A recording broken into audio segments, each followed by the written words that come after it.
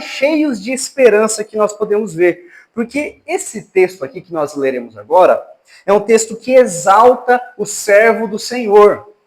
É um texto onde que fala sobre o Messias prometido. O Messias prometido que veio para restaurar, para salvar os fracos, para dar esperança aos quebrados e redimir os pecadores. Então, olharemos hoje com atenção esses 9 versículos do que o Senhor diz a nós. Isaías 42, versículo 1 a 9. Acompanhe a leitura. Eis aqui o meu servo, a quem sustento, o meu escolhido em quem a minha alma se compraz. Pus sobre ele o meu espírito, e ele promulgará o direito para os gentios. Não clamará, nem gritará, nem fará ouvir a sua voz na praça. Não esmagará a cana quebrada, nem apagará a torcida que fumega. Em verdade, promulgará o direito. Não desanimará, nem se quebrará, até que estabeleça na terra a justiça, e as terras do mar aguardarão a sua doutrina.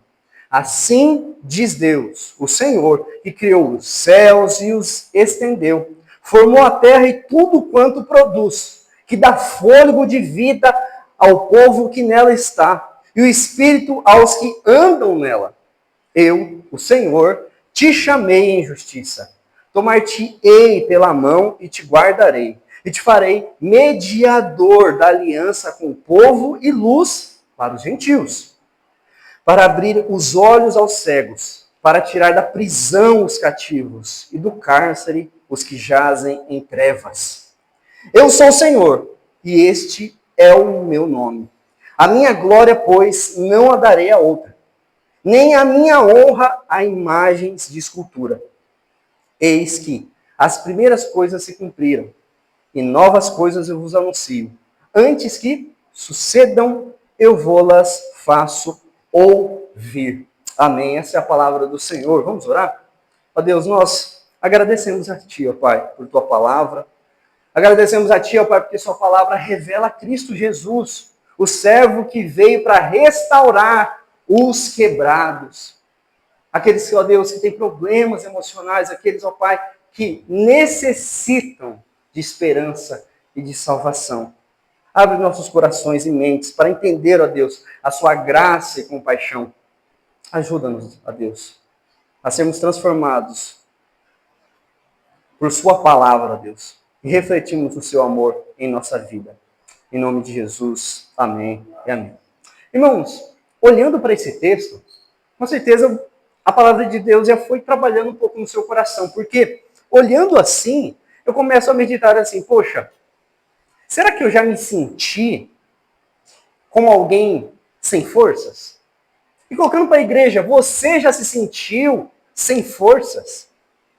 Você já se sentiu ferido pelas circunstâncias da vida? Ou desvalorizado por aquelas pessoas que estão ao seu redor? E talvez você tenha vindo hoje carregando um peso que parece impossível. Talvez impossível de suportar diante da sua vida. Porque você está carregando sozinho. Isaías 42. Lembra, irmãos, que Cristo, o servo do Senhor, veio exatamente para alcançar aqueles que se sentem assim. Aqueles que realmente sentem-se rejeitados, fracos. E é interessante que ele não destrói.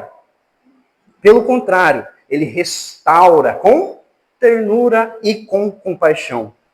Os irmãos sabem muito bem que eu gosto de citar, e muitas vezes irei citar Charles Spurgeon, que é conhecido como um dos príncipes dos pregadores. Vários pregadores que eu gosto muito, citam muito eles, entre eles o Hernandes e Nicodemos. E certa vez ele falando a respeito disso, da cana quebrada, ele disse assim: quando Jesus encontra uma cana quebrada, ele não a destrói, mas a ampara. Quando encontra uma alma fraca, ele não a despreza, mas a sustenta com o seu poder. Irmãos, essa é a verdade.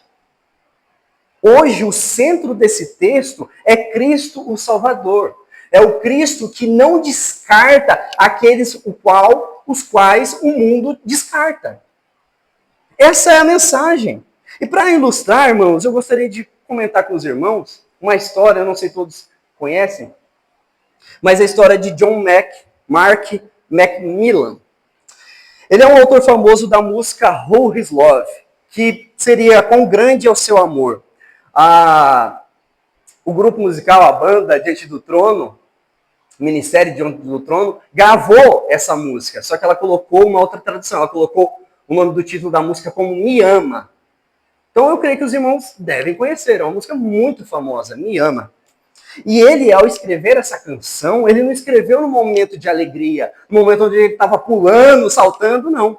Ele escreveu essa canção em um momento de profunda dor, quando ele perdeu um dos seus melhores amigos. E em meio a essa dor, Macmillan, ele escreveu a experiência de sentir, irmãos, como se tivesse sido quebrado, como uma cana quebrada mesmo. Ele se sentiu totalmente sem forças, porém em meio a essa tristeza, porém em meio a toda essa dor, aquilo que parecia que realmente afundaria, transformou aquela dor em louvor. O que parecia um fim tornou-se um testemunho de amor, porque o Senhor foi tratando, o Senhor foi calmando o coração dele e colocando aquele homem que estava quebrado, agora com compaixão, com ternura, com todo um amor que vem de Deus, um amor verdadeiro, qual só aquele que é filho, só aquele que é verdadeiro amigo de Deus pode conhecer de fato. Então, assim como Macmillan, o povo de Israel aqui, irmãos, no capítulo 42, eles estavam enfrentando um momento de sombrio. Não estava muito bem a vida deles. Eles haviam, primeiro, se afastado de Deus. Eles estavam prestes a ser levados a exílio pela Babilônia, ou seja, eles estavam distante do Senhor, eles estavam praticando outras coisas que não era da vontade do Senhor, o Senhor avisa-os, e mesmo assim eles continuam com idolatrias, buscando sem compaixão, e a Babilônia vem até eles ali. Mas foi nesse contexto de escuridão, foi nesse contexto de sem busca ao Senhor, foi nesse contexto aonde parecia que de fato não teria uma luz no fim do túnel, nós vemos que Deus revela a eles e a nós uma promessa maravilhosa. Ele enviaria o seu servo para trazer justiça, segundo, luz e terceiro, restauração.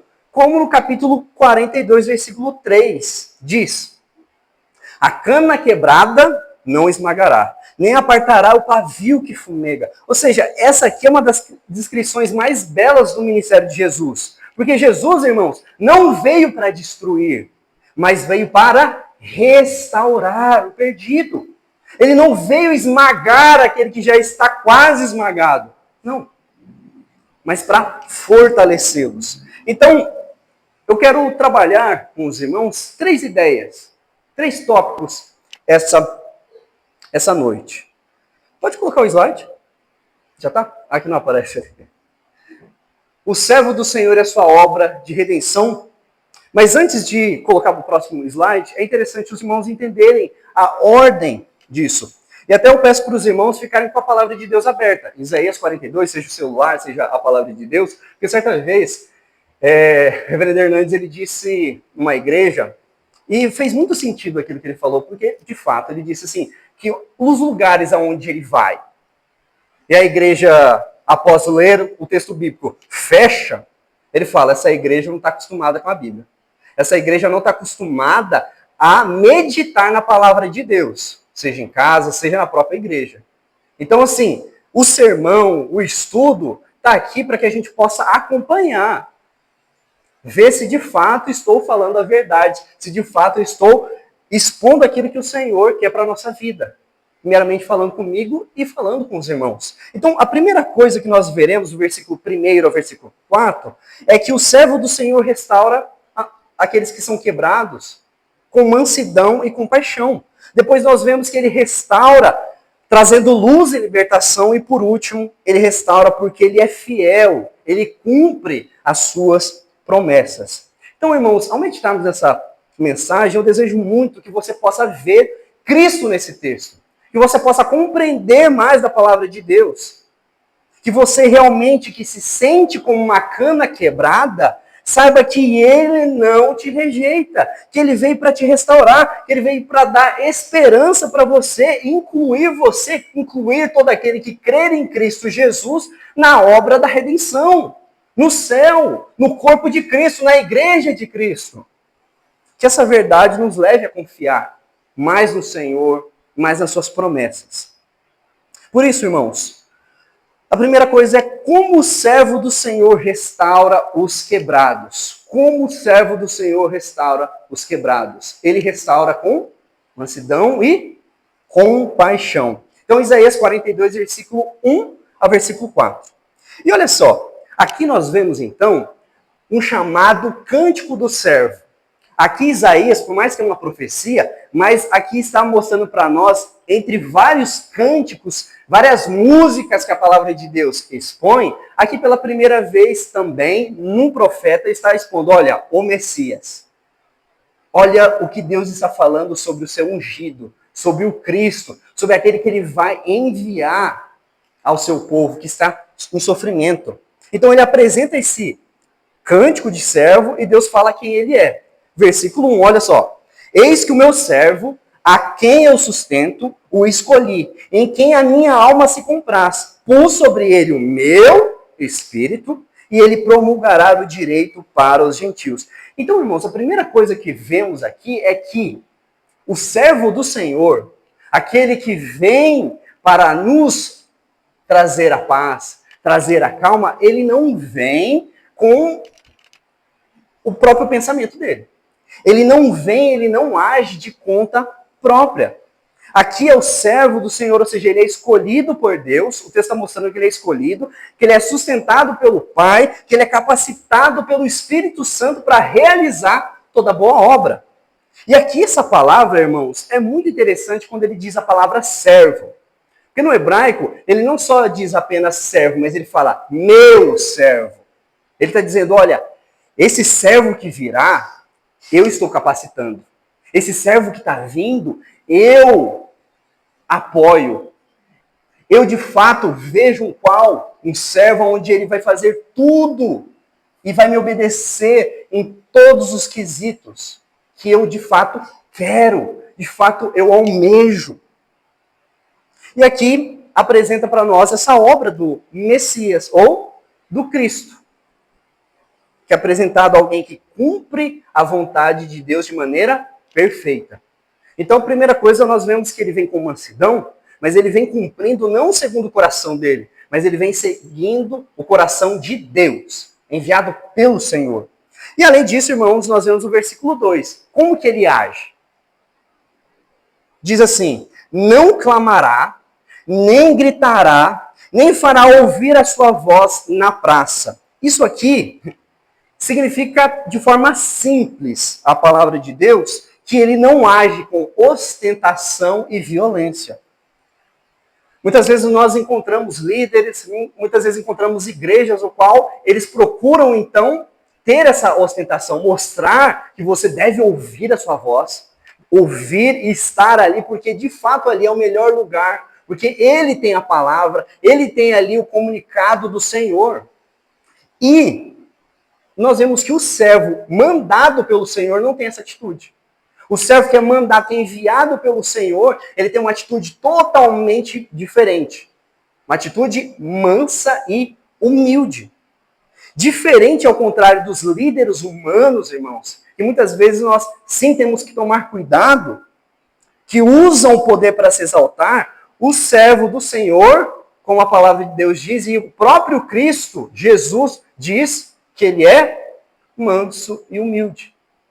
Venham até mim, porque eu sou manso e humilde de espírito.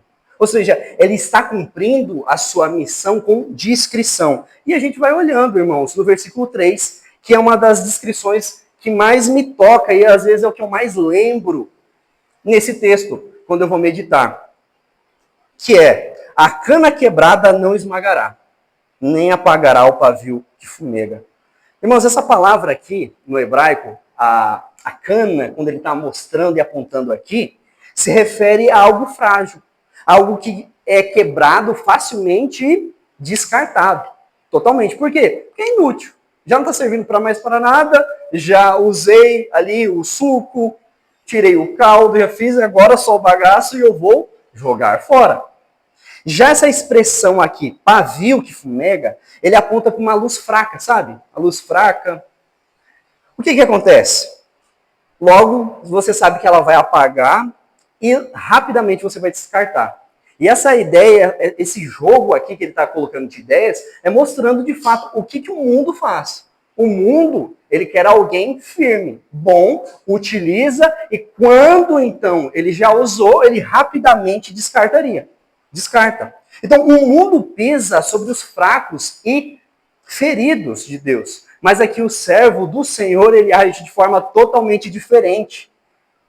Ele trata as pessoas com mansidão, com compaixão. Ele restaura aquele que é perdido, dando vida para que ele possa, então, ter liberdade, que ele possa ter alegria, que ele possa ter, então, júbilo diante da sua vida. E essa descrição aqui, irmãos, é perfeitamente cumprida em Cristo. Nós colocamos aqui esse servo e às vezes a gente fala, poxa, é Cristo. E de fato é Cristo. Mas aqui eles então não sabiam quem era Jesus, o Senhor. E em Mateus capítulo 12, versículo 20, essa citação aqui que o apóstolo, ele mostra nesse evangelho, ele escreve diretamente para ilustrar o que nós lemos. Ele está dizendo, olha lá para Isaías 42. Você viu? Então, Mateus 12 está mostrando e apontando isso para nós. Que esse servo é Cristo Jesus. É o Senhor Jesus. Jesus é aquele que não veio para esmagar os feridos, mas veio para curar. Ele não veio apagar os fracos, mas ele veio reacender a luz. Mais uma vez, uma frase de Spurgeon, ele diz, Cristo não veio com uma espada para cortar, mas com uma mão para curar. Ele vê o valor até mesmo nas almas mais feridas e quebradas.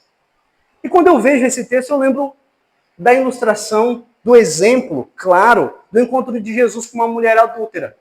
Jesus, ali em João 8, versículo 1 a 11, está ali com seus discípulos e do nada aparecem então os fariseus, querendo apedrejar uma mulher e dizendo que ela é adúltera e ela precisa então ser apedrejada, precisa ser cumprido a lei ali. E Jesus faz o quê? Apedreja. Nós vemos que Jesus, ele joga e escancara a hipocrisia daqueles homens. Mostra ali. Fala para a mulher, trabalha no coração dela também, porque ela estava errada. Mas em vez de destruir literalmente aquela mulher apedrejando, nós vemos que Jesus oferece restauração para aquela mulher. Ele diz assim, João 8,11, nem eu te condeno, vai e não peques mais. E essa é a essência do caráter de Jesus. Ele restaura, ele não destrui. E o que isso significa para nós, irmãos? Olhando esse ponto. Talvez você esteja se sentindo hoje, essa semana, esse mês, ou esse ano que já está se...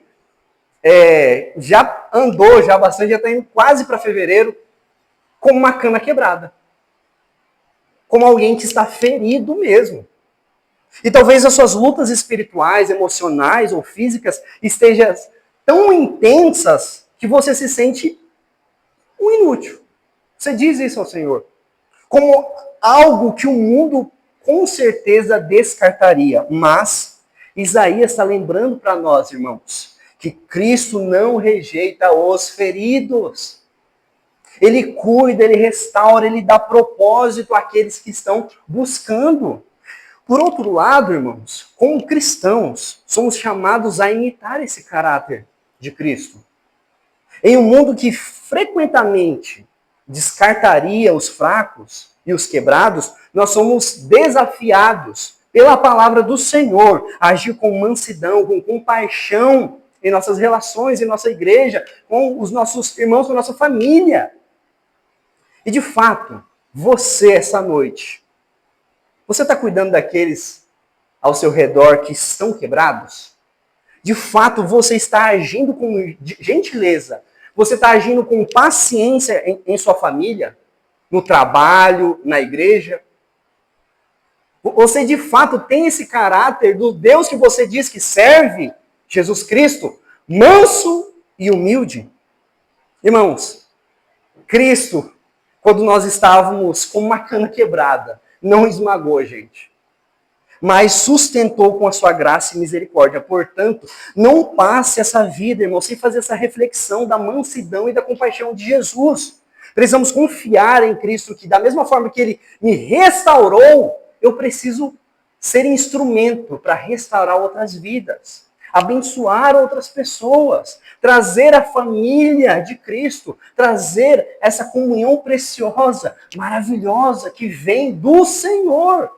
O mundo não vai dar. Somente aqui, com o Senhor. Então, irmãos, diante desse caráter que nós vimos que como o servo do Senhor vai restaurar, então, esses quebrados, a gente vê que não é como o mundo ensina, mas sim como mansidão e com compaixão. Uma segunda ideia que nós vemos, irmãos, desse servo que restaura os quebrados, é que ele restaura trazendo luz e libertação. Você pode acompanhar dos versículos 5 a 7, de Isaías 42. Irmãos, segundo esse trecho, desse cântico, dessa profecia, Deus descreve a missão do seu servo. Agora ele vai mostrar, olha, quem que é meu servo? Como que ele é? Qual que é a atitude dele? Como que você encontra ele? Agora você vai saber o propósito. Agora você verá a missão. E qual que é a missão de Cristo? Qual que é a missão do servo de Deus? Trazer luz aos que vivem nas trevas, libertação aos cativos, injustiçados nesse mundo. Então, o servo do Senhor, ele não apenas cuida com compaixão dos quebrados, mas ele também age poderosamente para libertar da escravidão, para tirar de todo aquele terror que a pessoa viveu, às vezes, uma vida inteira, e que você está vivendo hoje. O Senhor tem esse poder, Cristo tem esse poder para te libertar, para te restaurar. Olhando para o versículo 5, irmãos, vemos que Deus se apresenta como Criador e sustentador do universo. Ele diz, assim diz Deus, o Senhor, que criou os céus e os estendeu, formou a terra e tudo quanto dela procede, que dá fôlego de vida ao povo que nela está, e o espírito aos que andam nela. Ou seja, agora nós vemos aqui um contraste de Deus, de um Deus criador, de um Deus que abençoa, de um Deus poderoso, contra aqueles que são descritos como ídolos que não servem para nada. Ídolos ali, descritos no capítulo anterior de Isaías 42, lá no capítulo 41, versículo 9. Então, o Deus verdadeiro está comprometido, irmãos, a quê? A restaurar o mundo por meio de Cristo, do seu servo. E ele faz isso com um propósito claro. Fica claro para nós quando nós vemos os evangelhos, quando nós vemos Jesus chegando a homens, mulheres e crianças, trazer justiça, luz e libertação. E o versículo 6 vai mostrar para a gente, olha, eu, o Senhor, te chamei em justiça. Tomar-te-ei pela mão e te guardarei. Te farei mediador da aliança com o povo e a luz para os gentios. E essa palavra, aliança, é um termo bem importante. Muito importante, irmãos. Porque aponta a um pacto inquebrável. Essa é a ideia. Quando a Bíblia mostra para a gente aliança, lembre-se, um pacto inquebrável. Ou seja, Jesus Cristo, o servo, ele não vem apenas anunciar uma nova aliança, uma aliança de graça, de compaixão, de cuidado com aqueles que sofrem, mas ele é a própria aliança de Deus com o povo. Ou seja, o próprio Cristo, ele é o símbolo da aliança. É o símbolo que, de fato, nós podemos confiar no Senhor. Confiar que Ele está nos restaurando, que Ele está conosco, que Ele está cuidando de nós com seu amor, com sua poderosa glória. E Jesus aqui é aquele que cumpre perfeitamente as promessas da redenção. Por isso que em Lucas 22:20 mostra isso para nós. Mostra aonde Jesus está ali, dizendo, Ele é ali de fato. O cumprimento dessa redenção, o cumprimento dessa salvação para a sua vida, para te libertar, para dar descanso à sua vida. E outra coisa que nós vemos de forma prática aqui é no versículo 7. Para abrir os olhos dos cegos, para tirar da prisão os cativos e do cárcere, e os que jazem em trevas, Então, irmãos, nós vemos aqui que essas expressões, elas não se limitam a algo físico somente. Mas elas são metáforas, elas são, como posso dizer, figuras de linguagem aqui, poderosas para apontar essa libertação espiritual. Então, Cristo é a luz que dissipa as trevas. Cristo, então, liberta aquelas pessoas que estão presos, por exemplo, da culpa, do medo, da separação. E Jesus, ele afirma de forma clara no Novo Testamento, em João 8:12. Eu sou a luz do mundo. Quem me segue não andará nas trevas. Pelo contrário, terá a luz da vida. Olhando o comentário do Martin Lloyd-Jones, um grande pregador do século XX, ele destaca a respeito disso. Ele diz: o homem em trevas não pode encontrar a luz por si mesmo. É Cristo que vem até nós como um sol que nasce na manhã, dissipando as trevas e trazendo vida. Somente Ele é a nossa esperança. E essa é a verdade, irmãos. Essa é a verdade, que Cristo é tanto essa fonte, onde eu vou beber a água da vida, onde eu vou me hidratar, onde eu vou conhecer toda aquela palavra grandiosa, quanto também a restauração, ou seja, a ponte, a cruz para a restauração da minha vida. Ou seja, o Senhor é um momento onde eu conheço, restauro e também tenho acesso ao Senhor. Acesso à bondade, à misericórdia, por meio dessa restauração que o Senhor faz nos seus filhos, faz aqueles que estão quebrados, aqueles que necessitam sim do Senhor. Há uma história muito impactante, pelo menos para mim, de William Wilberforce. Ele foi um cristão, evangélico, reformado e um membro também do parlamento britânico no final do século XVIII. E Wilberforce, ele dedicou a sua vida não somente ali ao parlamento, mas ele tinha um princípio maravilhoso por causa de Cristo. Ele dedicou a sua vida à abolição do comércio de escravos. E movido por essa convicção de Cristo, que Cristo liberta, que Cristo tira da escravidão, ele então, durante anos, enfrentou com muita resistência e desânimo também, de tentar então transformar ali aquele país, transformar e colocar na cabeça daqueles homens que a escravidão, sim, não é algo bom, que não é algo tolerável. Irmãos, em 1807, aquele homem consegue, onde o comércio de escravos foi finalmente abolido na Inglaterra. E aqui a gente vê que não foi somente um grande marco na justiça social, que foi, mas um grande marco de um filho de Deus que entendeu a sua palavra, entendeu o ministério de Cristo e praticou. Ele entendeu a libertação que Cristo fez na minha vida, que fez na vida da minha família, que fez na vida dos meus irmãos, que fez na vida dessa igreja. Ele também, sim, eu tenho que ser essa luz. Mostrar ao mundo que de fato o Senhor liberta, que o Senhor restaura. Olha como eu estava e como agora, apesar dos pesares, eu estou diante do Senhor. Wilberforce, de fato, é um exemplo vivo, irmãos, de como luz e a libertação de Cristo não apenas transformam o indivíduo, não apenas a minha salvação, não apenas o meu aconchego, o que Deus faz na minha vida, mas também o Senhor, através da luz, usando nós, cada um de nós, como instrumentos, nós podemos sim influenciar o mundo, as pessoas ao nosso redor. E ele entendeu que o Evangelho de Cristo é isso.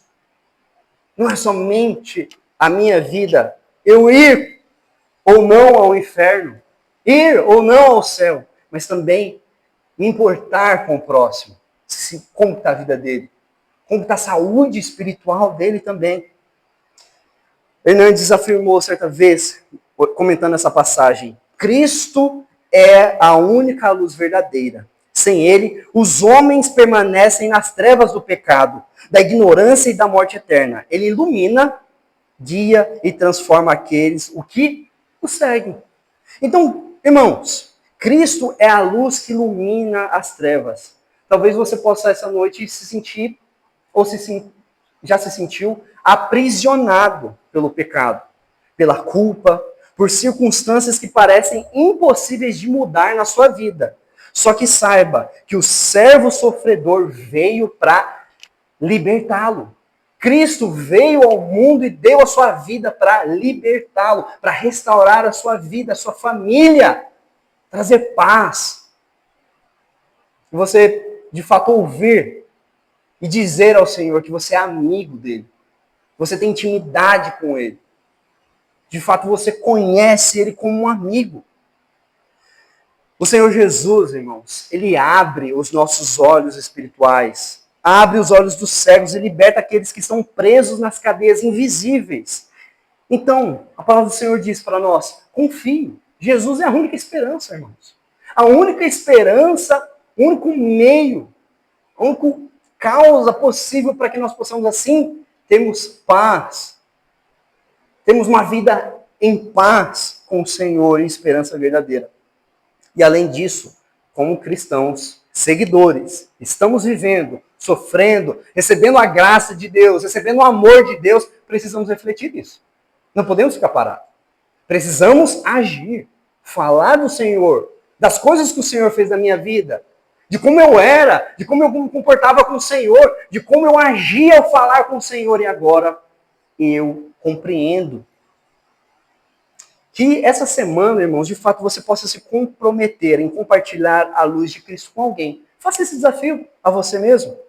Alguém que você sabe que está nas trevas, compartilhe o Evangelho. Seja através de uma conversa, de uma oração, um gesto de amor. Mostre a essas pessoas que Cristo é a única esperança, a única libertação.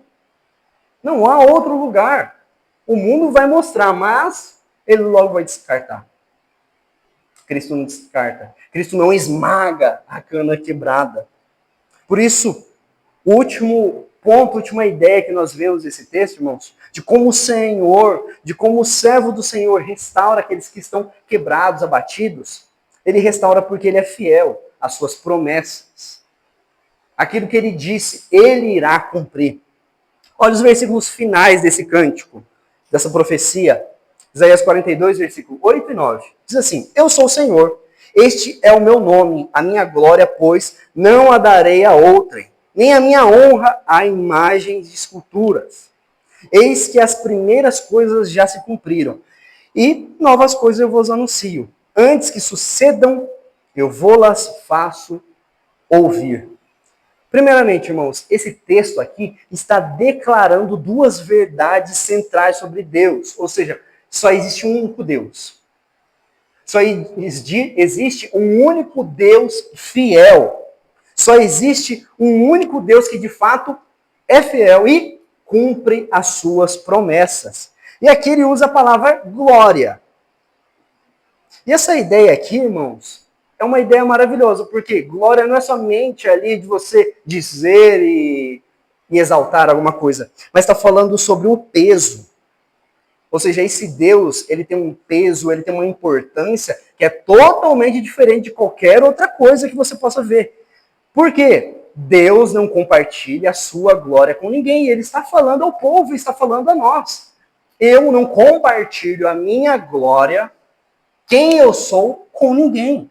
Nem com ídolos, nem com seres humanos, porque o único digno de honra e de glória é o Senhor. Isso é um lembrete para nós, irmãos, sobre o zelo. De entendermos que o nosso Deus é um Deus santo, é um Deus o qual nós não devemos zombar, nós não devemos brincar, porque ele é um Deus santo, Deus criador. E o versículo 9 aponta essa confiabilidade de Deus. Ele diz, as primeiras coisas já se cumpriram, e novas coisas eu vos anuncio. Aqui, Isaías está lembrando esse povo e lembra a nós, irmãos, que as profecias passadas foram cumpridas.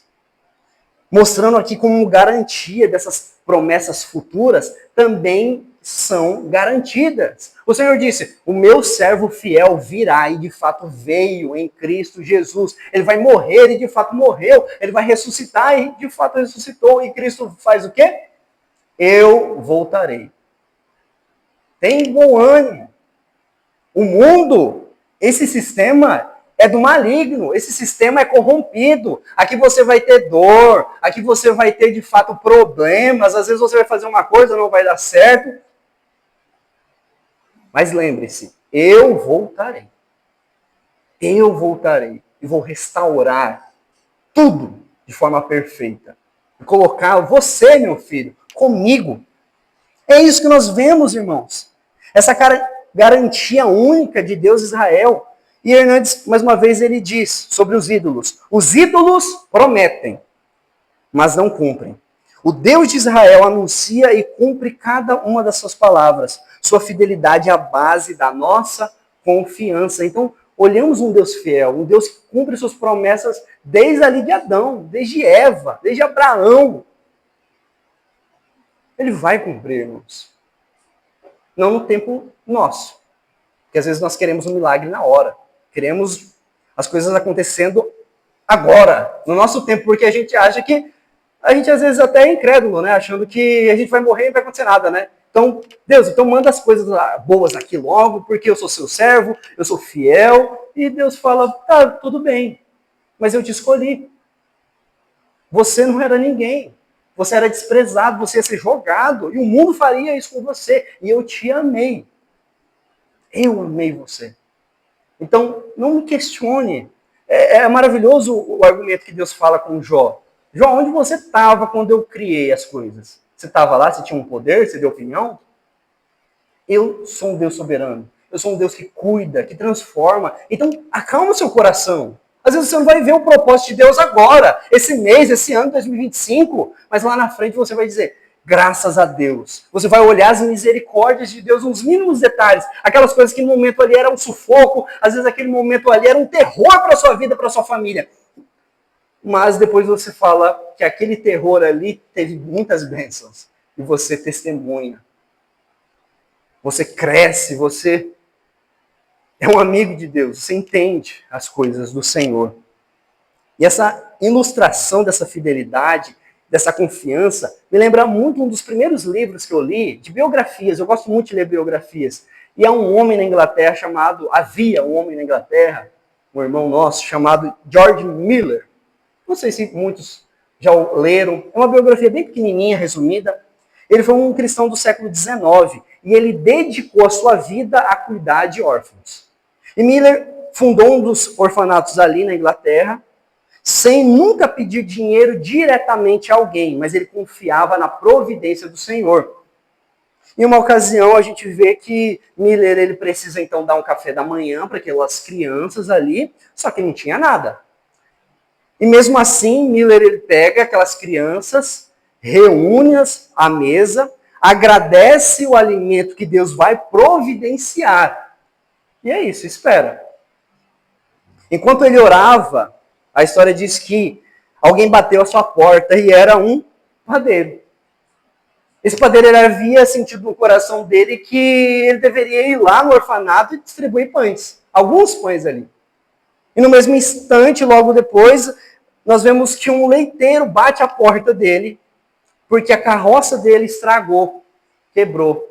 E aquele leite todo ia perder. Então ele vai lá e doa aquelas crianças. Essa história, irmãos, às vezes extremamente tocante e às vezes parece impossível, mostra que Deus é fiel. Que Deus ali proveu a George Miller e aquelas crianças ali, porque eles simplesmente descansaram no Senhor. Às vezes não vai acontecer de tão imediato como nós gostaríamos, né? Como Miller. Porque esse exemplo aqui, a gente fala, Senhor, eu estou pronto para receber isso, porque eu quero essa bênção rápida, eu quero essa bênção dessa forma, rápida assim, ó. Eu nem orei, nem falei em nome de Jesus, amém, e já está acontecendo tudo, já está resolvendo a minha vida. Às vezes, Deus não te chamou para ser um George Miller. Deus te chamou para você ser quem você é, um filho amado, e Ele vai sustentar, vai cuidar de você da forma que Ele chamou. E você tem que ser grato por isso. Você deve sentir esse amor. Então, queridos irmãos, assim como esse povo de Israel deveria confiar nas promessas de Deus, nós devemos descansar na certeza de que Ele prometeu e Ele está cumprindo. Talvez você esteja hoje enfrentando uma situação em que a esperança parece ser distante. E esse texto aqui nos lembra que Deus é soberano, que Deus é fiel, e ele se cumpriu todas as suas palavras no passado, enviando Jesus para restaurar a sua vida, nos dando essa paz, e ele fará, ele cumprirá. Esse texto aqui, irmãos, também nos desafia, sabe o quê? Abandonar a nossa vida, da nossa vida, qualquer ídolo que nós podemos colocar no lugar de Deus. Ídolos modernos, sabe? Como dinheiro, poder, ou até mesmo o nosso orgulho, ou ídolo muitas vezes difícil, complicado de nós abandonarmos. E Jesus diz, o Senhor diz, esses ídolos não têm lugar na vida daqueles que eu libertei. Se você foi liberto, se você foi restaurado pelo Senhor, você deve jogar esses ídolos fora, tirá-los da sua vida o mais rápido possível. Porque o Senhor colocou o Espírito Santo no seu coração, está conosco, aqui nesse exato momento, e te dá força, sim, para você vencer. Quando você sair daqui, vencer essa semana, vencer esse restante de mês e vencer o ano de 2025. Por causa que você tem o Espírito. Ele não diz, ele alerta. A glória de Deus jamais será compartilhada com aquilo que o homem idolatra. Somente ele é digno. Irmãos, Deus já disse, ele não compartilha a glória dele com ninguém, nem com seus filhos, nem com ninguém. Somos chamados, então, para refletir essa glória do Senhor. O apóstolo Paulo muito bem disse em 1 Coríntios capítulo 10, versículo 31. Portanto, quer comais, quer bebais, ou façais qualquer outra coisa, fazei tudo para a glória de Deus. Tudo para a glória de Deus. Então, pergunte a si mesmo, irmão, essa noite. Como minhas ações, palavras, escolhas têm refletido a glória de Deus no meu trabalho? Refletido a glória de Deus na minha família, na igreja? Porque então, finalizamos, irmãos, olhando que Isaías capítulo 42, versículo 1 a 9. Nós vemos essa beleza dessa obra restauradora do servo do Senhor, que é Jesus, somente ele. E esse texto aqui não apenas aponta essa profecia para Israel, mas está falando para nós, irmãos. Essa mensagem é viva a nós. Quantos de nós já nos sentimos, como eu disse lá no começo, como uma cana quebrada, frágeis e sem forças? Quantos de nós já estivemos como um pavio que fumega, prestes a apagar? Então, Isaías 42 nos mostra que Cristo não nos rejeita, irmãos, mas ele nos restaura, ele nos dá propósito a nos incluir nessa obra. Então, alguma aplicação a mais para os irmãos essa noite, eu quero que você se lembre. Primeiramente, para os quebrados. Se você se sente quebrado, se você se sente fraco ou em trevas, clame a Cristo hoje. Fale com o Senhor. Ore, coloque sua vida diante do Senhor. Ele é o único que pode restaurar a sua vida, o seu coração destruído, trazer luz a essas trevas que às vezes você está vivendo. Não desista, pois ele não despreza aqueles que vêm até ele. Jesus disse, de modo algum lançarei fora aqueles que o Pai me enviar, trazer a mim. Jamais. Coloque-se diante de Deus. E aqueles que já foram restaurados, que já se sentem um pouco mais firmes, conseguem caminhar um pouquinho mais. Se Cristo já restaurou a sua vida, você agora é chamado para ser um reflexo, irmão, da sua vida, reflexo de Cristo, sendo esse caráter de mansidão e humildade que Cristo tem. Às vezes a gente fica pensando e faz essa pergunta até retórica, como nós podemos ignorar cativos? Como nós podemos ignorar pessoas quebradas ao nosso redor? Não faça isso, irmão. Compartilhe o evangelho, cuide de feridos, leve esperança àqueles que estão sem direção. E o desafio que eu deixo para nós, para cada um de nós, para mim, hoje, é confie no caráter manso e compassivo de Cristo. Experimente a luz e a libertação que ele oferece. E viva uma vida para glorificar a Deus. E descanse nessa fidelidade. Então, Senhor, eu tenho muita dificuldade, ó Pai, de descansar no seu caráter. Ter essa vida mansa. Coloque-se diante de Deus. Fale com Ele. E aqui, irmãos, isso significa que é muito forte a nós, que nós devemos abrir mão e tentar de carregar todo o nosso fardo, tudo que às vezes nós queremos por nossa própria força, e tentar resolver nossas feridas sozinhos. Então, isso aqui significa que nós devemos entregar tudo aos pés de Cristo. Não eu fazendo, meu braço fazendo, mas entendendo que, com humildade, que eu necessito de Cristo. Somente Ele pode me ajudar. Somente Ele pode me restaurar. Não se esqueça essa noite. Cristo é suficiente. Ele te restaura, Ele te cuida. Ele cumpre as suas promessas. Vamos orar? Tem esse tempo de oração silenciosa ao Senhor? Fale com Deus.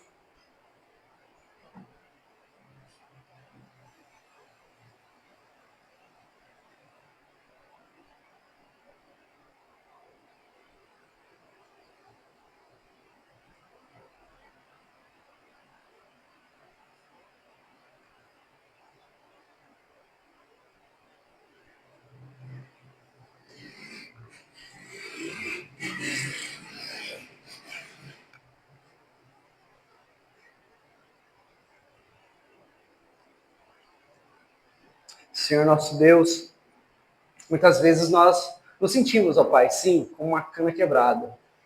Pequenos, inferiores, ó Pai. Achamos que nada está dando certo em nossa vida. Mas, ó Deus, tenha misericórdia. Que nós possamos olhar sua luz, ó Pai. Segurar a promessa que o Senhor cuida, que o Senhor restaura, que o Senhor mudou a nossa vida e mudará a nossa vida, a nossa família, ó Pai. Nós pedimos que o Senhor trate o nosso coração. Liberte, ó Deus, as amarras que ainda nos prendem. Que nós possamos estarmos livres para adorar, para engrandecer o Senhor. Ó Deus, tenha misericórdia de nós, da sua igreja. Nós pedimos isso, ó Deus, em nome de Jesus. Amém.